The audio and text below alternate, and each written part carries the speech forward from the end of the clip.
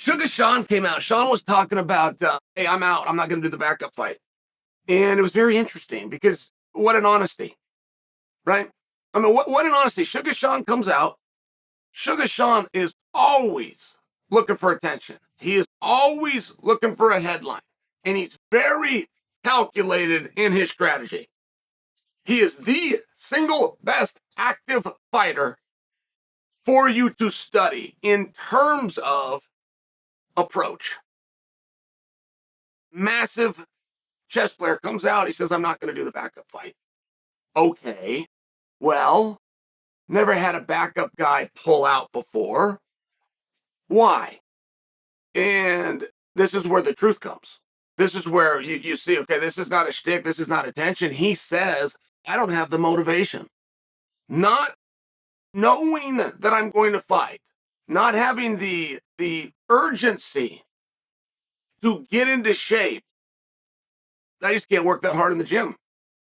Knowing in my mind that I'm peaking and prepping for a date that I am far more unlikely to compete on than I am likely. I can't do it.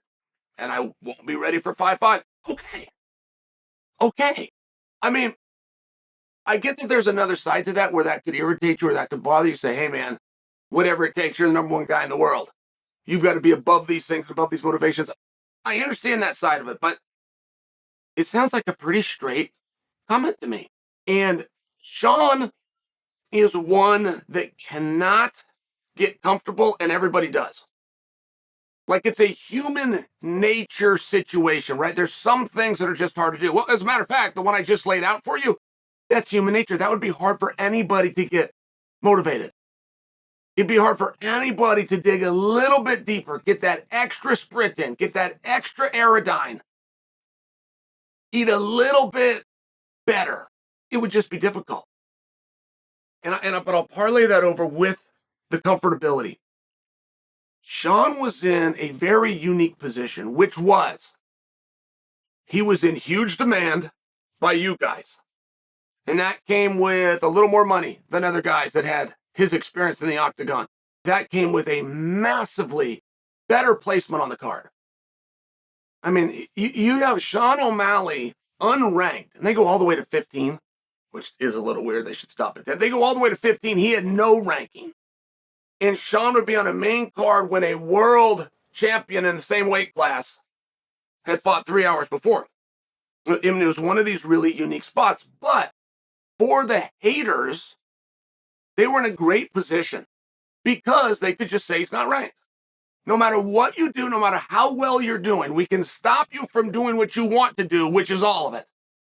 We can stop your climb up the mountain from getting to the very top. You're not getting a title fight, and you're not going to the main event because you're not ranked. All of a sudden, he's ranked number 1. And the haters, instead of pivoting and turning and coming up with a new argument like haters will do, they go, oh, crap. And that's exactly what happened. Sean beats Jon, and people are even giving him a hard time for that. That was a wrong decision. This is what the media was doing. Okay, this lasted Saturday night, all of Sunday. It lasted Monday. The rankings come out at 9 a.m. on Tuesday morning. Sean goes from 10 to 1, and even the haters go, oh, crap. No more argument. This is the guy. Now, that is always going to be true for a period of time, and this is where getting comfortable is dangerous. I mean, I just look at that division. That is murderer's row. I didn't have to deal with this. When I was fighting at heavyweight or even 205 and 185, we had 2 or 3 guys. You go look at 135, they got 10 and 12 and 15 guys. Here, let me put this in perspective for you.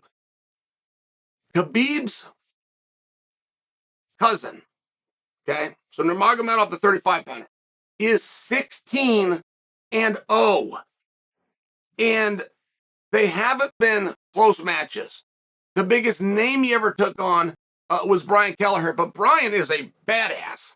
And it was a very dominant fight. He's 16 and 0. He's ranked number 11. I'm not sure anybody in the division can beat him. And I word that maybe a little different. I think he can beat everyone in the division. I'm sure they can beat him too, but I think he could beat everyone in the division. He's ranked number 11, 16-0. That's how difficult this weight class is. So those guys are chasing you down. You look back as recently as Saturday.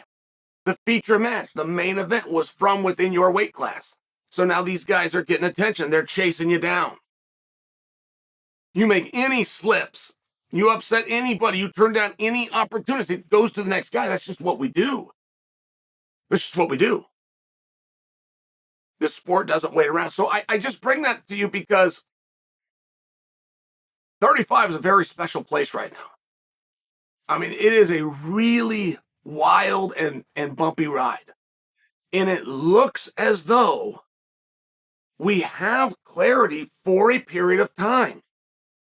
We don't end up in the spot, right? We've known that Henry was going to fight Aljo, guys, for months.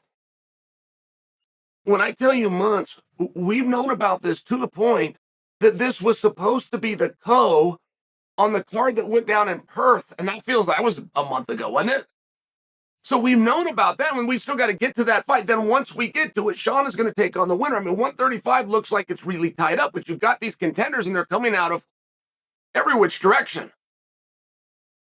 And the number one way to get an opportunity in this sport, all the politics, all the games, everything that you've got to do that you put into it, the number one way to get an opportunity in this sport is to be ready to fill in on short notice. Without exception. Ask Michael Bisping how well being ready to go on 8 days works for you. Millions of dollars, world championships, UFC Hall of Fame. Wasn't just because Mike was a good fighter. He was a willing fighter. I just bring you that example because when I look at Sean doesn't miss opportunities. He's turning this one down. He's very open with us as to why. Hey, I want the fight. I'll do the fight. Fight's no problem. I'm not doing this part way. Okay. Just a situation we're in, but keep your eye on 135. And I think when I talk about the depth of it, I think my point with Nurmagomedov being 16-0 and ranked number 11, I feel as though I've succeeded in proving that's a deep division.